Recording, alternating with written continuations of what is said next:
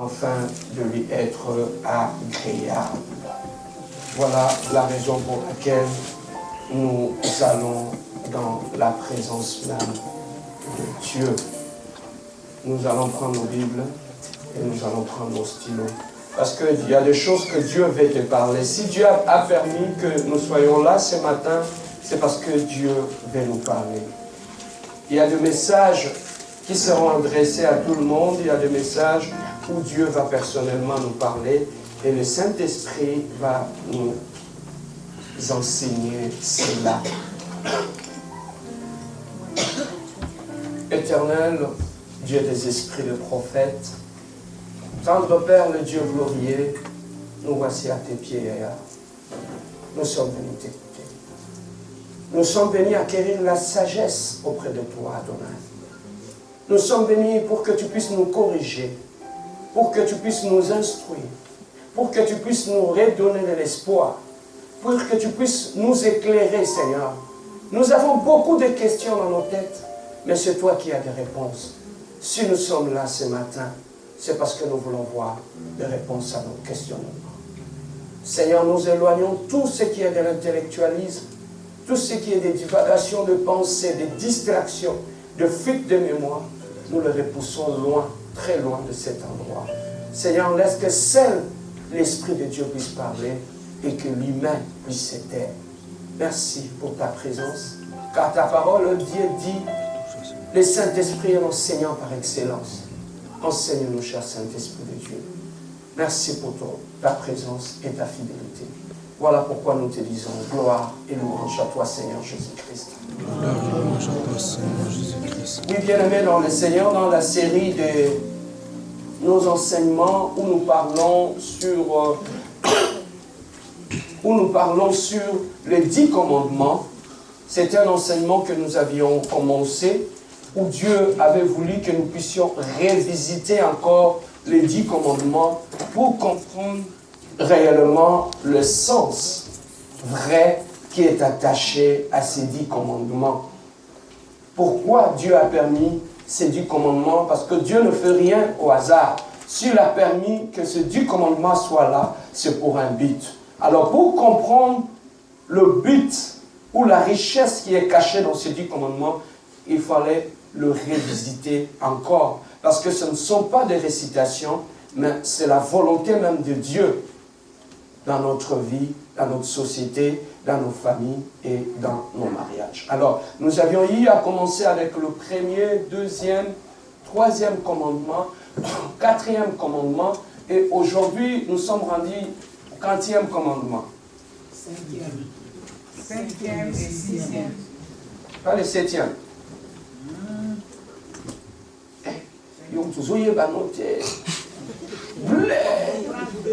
Tu regardes les gens. Le commandement, c'est quoi? Nous allons exploiter aujourd'hui le 5e et le 6e commandement. Alors, le 5e commandement, qu'est-ce que la Bible nous dit? Est-ce que c'est quelqu'un qui connaît le 5e commandement? Le 5e commandement. Tu ne tueras pas. Amen. Hein? Alors, ça, c'est le 5e commandement que Dieu nous a donné. Tu ne tueras pas. Ça, c'est le 5e commandement. Alors, qu'est-ce que Dieu voulait dire exactement dans ces commandements? Tu ne tueras pas. Depuis notre enfance, on nous a dit toutes ces choses-là dans les 10 commandements. Tu ne tueras pas, tu ne tueras pas. On a entendu cela dans les 10 commandements. Mais aujourd'hui, nous voulons aller creuser un peu pour comprendre le vrai sens. Essayer de revisiter encore ce commandement au vrai sens de mot. Qu'est-ce que cela veut dire? Nous allons rapidement prendre nos textes dans le livre de Matthieu. Matthieu chapitre 5. Versets 21 à 26. Il est déjà là au tableau. Matthieu chapitre 5, 21 à 26. Est-ce que nous voyons tout cela? Alors je vais le lire et vous allez me suivre. Là, c'est Jésus-Christ qui est en train de parler. Vous avez entendu qu'il a été dit aux anciens, tu ne tueras point. Celui qui tuera mérite d'être puni par le juge. Mais moi, ça c'est Jésus qui parle, je vous dis que quiconque se met en colère contre son frère mérite d'être puni. Que celui qui dira à son frère, Raka, mérite d'être puni par le Sanhédrin. Et que celui qui lui dira, insensé, mérite d'être puni par le feu de la Guéhenne. 23. Si donc tu présentes ton offrande à l'autel, et que là tu te souviens que ton frère a quelque chose contre toi, 24. Laisse ton offrande devant l'autel et va d'abord te réconcilier avec ton frère. Puis viens présenter ton offrande. 25. Accorde-toi promptement avec ton adversaire pendant que tu es en chemin avec lui, de peur qu'il ne te livre au juge, que le juge ne te livre à l'officier de justice et que tu ne sois mis en prison. 26. Je te le dis en vérité, tu ne sortiras pas de là que tu n'aies payé les derniers cadrans. Amen. Hein? Alors ici, c'est Dieu qui est en train de parler. La loi de Moïse avait prévu, dans les 10 commandements, dans le 5e commandement, la loi de Moïse avait dit que tu ne tueras point. Et ça, c'était la loi que Dieu avait donnée au peuple d'Israël lorsqu'ils sont sortis de l'Égypte et que Dieu voulait commencer à marcher avec eux. Dieu voulait en fait montrer au peuple d'Israël que je suis un Dieu de paix et d'amour, que je ne peux pas marcher ou faire route ensemble avec un meurtrier. J'aimerais peut-être, avant que je n'aille loin, dans la profondeur même de cette pensée, j'aimerais peut-être te poser et me poser une question. Là où nous sommes, qui est meurtrier? Est-ce qu'il y a quelqu'un qui est meurtrier là où nous sommes? Personne, hein? Alors on va le comprendre maintenant à la suite du message. Amen. Alors ici, Jésus-Christ était en train de dire aux pharisiens, aux Israélites qui étaient là, que Jésus-Christ, Dieu, avait prévu depuis l'ancien temps que vous n'allez pas tuer. Ça, c'était la loi que les scribes, que le Sanhédrin connaissaient depuis leur enfance. C'était dans leur cerveau que pour eux, il était interdit, que Dieu interdisait strictement à toute personne de tuer. Or, tuer, bien aimé, ça veut dire tout simplement mettre fin à l'existence de quelque chose. Tuer, c'est mettre fin à l'existence d'un individu. On peut tuer une vision, on peut tuer une pensée, on peut tuer une famille, on peut tuer un projet. Mais ici, Dieu est en train de nous dire, tu ne tueras point. Ça, c'était la loi que Dieu avait donnée au peuple d'Israël. Mais lorsqu'ils sont venus aller voir Jésus-Christ, Jésus-Christ a pris cette loi qui était physique, que tu ne tueras pas, l'a essayé de relever dans une dimension spirituelle maintenant. Il a dit, on vous a dit que physiquement, vous ne pouvez pas tuer. Mais tuer quelqu'un n'est pas que physique. On peut spirituellement aussi tuer quelqu'un. Voilà la dimension dans laquelle Jésus-Christ était en train d'amener le juif pour qu'il puisse comprendre une dimension plus élevée du maître. Et aujourd'hui, bien aimé, nous pouvons dire une chose, que l'homme est le fruit de ses pensées. Tu ne peux pas dissocier l'homme de ses pensées. Donc, si tu veux connaître l'homme, l'être humain, tu dois d'abord connaître ses pensées. Tu peux beau apparaître saint devant les gens, mais ça, ce n'est pas toi. Le vrai toi se trouve dans tes pensées. Amen. Parce que les actes que nous commettons commencent d'abord par nos pensées. Nos pensées, bien aimés, deviennent des habitudes. Tu as l'habitude de penser comme ça. Et lorsque tes pensées deviennent tes habitudes vont devenir ton caractère. Et ton caractère va finir par devenir tes actes. Donc tu ne peux pas dissocier un être humain avec ses pensées. Donc pour connaître le mal, la source du mal que l'être humain pose dans sa vie, il faut aller chercher ça au niveau de ses pensées. Au niveau de ses pensées. Donc, les actes trouvent leur source dans le pensée de l'homme. Donc, si tu veux amener l'homme au changement, tu veux amener l'homme à changer ses actes, il faut rentrer au niveau de ses pensées. C'est là qu'il faut modifier.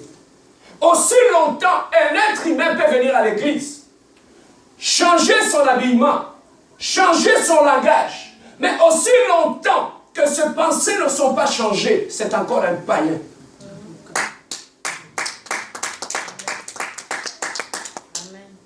Vous êtes là au point. Aucune église. Amen. Hein? Donc nous comprenons une chose, qu'aujourd'hui l'église est composée de païens. Il y a peu de chrétiens. Il y a beaucoup de païens. Si nous voulons considérer nos pensées, on va comprendre que beaucoup plus de gens sont pécheurs. Aujourd'hui, quand tu demandes à une personne, est-ce que tu es devenu enfant de Dieu? Il va te dire, pasteur, oui, je suis un enfant de Dieu. Quand tu lui dis, prouve-moi, qu'est-ce qui prouve que tu es un enfant de Dieu? Trop souvent, on a l'habitude de dire, pasteur, je ne fréquente plus les boîtes de nuit. Je ne pars plus dans des Nganda. Et je ne pars plus là-bas. Je ne bois plus la bière. C'est ça ce qu'on dit, hein? Je n'écoute plus la musique mondaine. C'est ça, non? Alors, nous considérons ces actes comme une preuve de la vraie conversion. Or, c'est faux. Il y a des gens sur cette terre, des hommes, qui ont aussi une bonne moralité, qui ont aussi une bonne éducation, qui ne sont pas chrétiens. Ils ne boivent pas, ils ne vont pas dans les boîtes de nuit, ils n'écoutent pas la musique mondaine, mais ce sont des païens. Donc toutes ces choses-là ne prouvent pas qu'on est un enfant de Dieu. Pour que tu sois un enfant de Dieu, tu dois d'abord, tes pensées doivent changer, ton intelligence doit être renouvelée. Ta façon de voir les choses doit changer. Aussi longtemps que ton intelligence n'est pas renouvelée, bien aimé, tu es encore païen. Qu'est-ce qui renouvelle notre intelligence? C'est la parole de Dieu. Lorsque tu médites la parole de Dieu entre en toi. Trouve une place dans tes pensées. Tu dors la nuit. Au lieu de commencer à penser à Gilbert, au lieu de commencer à penser à Grégoire, au lieu de commencer à penser à Célestine, avant de dormir, tu commences à penser parole de Dieu.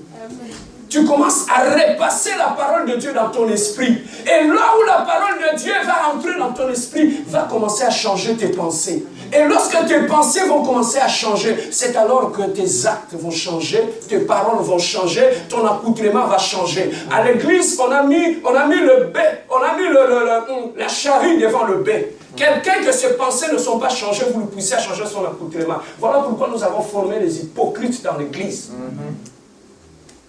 Quelqu'un qui porte de longues robes, mais il a des pensées païennes. Les gens pensent que le païen ou le païen sont dans des boîtes de nuit. Non. Les païens sont dans nos maisons. Quelqu'un peut aller le soir dans une boîte de nuit.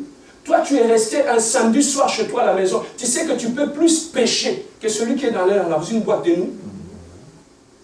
Le péché se trouve au niveau de nos pensées. Tu peux te souiller au niveau de tes pensées. Plus que même celui qui est allé. Voilà ce que Jésus-Christ était en train de dire aux pharisiens. Il dit, il vous a été dit par votre ancêtre Moïse que vous n'allez pas tuer, la meurtre. Vous ne pouvez pas tuer. Mais moi, Jésus, je vous dis, pour tuer, la pensée de tuer commence dans les pensées. Donc c'est là qu'il faut aller toucher. Voilà pourquoi pour eux, il dit non, Moïse nous a dit de ne pas tuer. Moi, je n'ai jamais tué. Mais Jésus est en train de leur dire, il est entré dans leurs pensées. Il a dit, physiquement, vous ne tuez pas. Mais dans vos pensées, vous êtes tués, vous êtes des meurtriers. C'est que tuer, que Dieu est en train de dire, ce n'est pas seulement sur le plan physique, mais c'est aussi sur le plan de pensée. Alors, qu'est-ce que Dieu appelle réellement tuer? J'ai été surpris quand je méditais sur ce texte. Dieu dit, le meurtre ne commence pas lorsque tu prends un couteau, tu tues ton frère ou ta soeur. Le meurtre commence par la colère. La Bible dit, ici il le dit. Mais moi je vous dis, quiconque se met en colère contre qui? Son frère. Il a déjà tué. Et tu es un meurtrier? Oui, il y a beaucoup de nous sommes des meurtriers. Oui. Le langage a changé maintenant. Vous connaîtrez la vérité et la vérité vous affranchira. La parole de Dieu t'aide à comprendre ta vraie identité. Nous sommes des meurtriers. Monsieur Stobomak, même là, je suis en train de me battre contre ça. La conversion, ce n'est pas quelque chose de ponctuel. La conversion dans la vie d'un chrétien est progressive. C'est chaque jour qu'on se convertit. Autant que la Bible découvre que l'homme est un aussi qui conversion est en one. Et l'homme est un sur l'église, tout ça quand ça touche au bon one. Tout ce qui il n'y a plus rien à faire. C'est ça qui fait qu'on continue maintenant. Lorsqu'on avance pas, on régresse. Allô? Amen. Est-ce que je peux avancer? Amen. Voilà pourquoi j'aime la compassion. Amen. Parce que quand je viens ici, ça m'ouvre l'intelligence. Amen, hein? Alors, ici, Dieu dit, à partir de la colère, on peut déjà devenir un meurtrier. Donc, celui qui pense déjà en mal de son frère, pour Dieu, il est considéré comme un meurtrier. Donc, lorsque tu es en colère, la colère est la source de beaucoup de meurtres. Tout ce meurtre que vous voyez ici a comme source la colère. La colère amène quoi? La colère engendre la frustration. La frustration engendre la haine. Ce que tu arrives au niveau de la haine, ça veut dire que ton cœur commence à s'endurcir. Donc tu vas atteindre un niveau de non-retour. Tu vois quand on se fâche, la colère ne vient pas s'installer. La colère est progressive. Petit à petit, il s'installe en toi. Petit à petit, la colère commence à te modifier sans que tu le saches. Allô? Yes. La colère petit à petit commence à te modifier. Et lorsque la colère va te transformer en meurtrier, tu ne te rendras jamais compte. Il ne se rend jamais compte. Colère et son matin, il se rendre compte qu'il est déjà devenu un meurtrier. Ils ne savent pas. Tous ces gens connaissent que tu entends là-bas, il a tué la femme, il a tué la famille, il a tué ceci. Tous ces gens-là, ils ne se rendent jamais compte. La colère, c'est comme l'ivresse. Quand il boit, il ne se rend pas compte. C'est ça qu'on dit chez nous, pourquoi? Parce qu'il ne se rend jamais compte qu'il est ivre. La colère, c'est comme l'ivresse. Quand tu le bois, petit à petit, ça monte. Jusqu'à un moment donné, ça va endurcir ton cœur. Et lorsque ça endurcit ton cœur, automatiquement, tu deviens insensible à tout.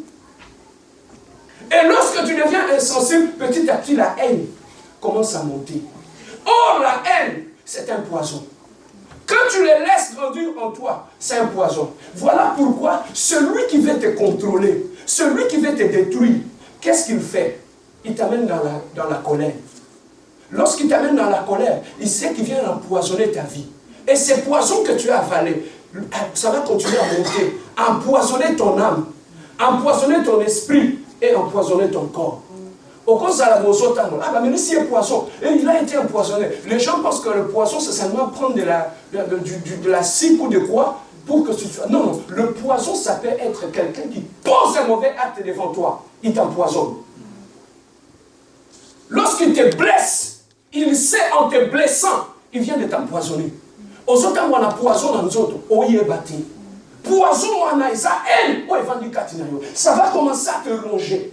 La haine va toucher ton âme, ton corps et ton esprit. Il n'y a rien de plus dévastateur que la colère. Parce que la colère te détruit en 3 dimensions. La colère détruit ton corps. Comment? Lorsqu'il empoisonne ton corps, ça développe des maladies. Hypertension, hypotension, problème, dépression. Ça, c'est la colère qui commence à empoisonner le niveau de ton corps. Et ton corps devient malade. Les gens pensent que le poison, c'est seulement prendre beaucoup de quinine ou des choses comme ça. Non. L'empoisonnement, quelqu'un peut être empoisonné en te blessant. Lorsqu'il te touche dans ton amour propre, il sait ce qu'il fait. Il t'a empoisonné. Beaucoup de gens, sont en train de se trimballer avec des poisons dans leur corps. Est-ce que là où tu es, regarde ton voisin, Dieu le papa, tu n'as pas de poison.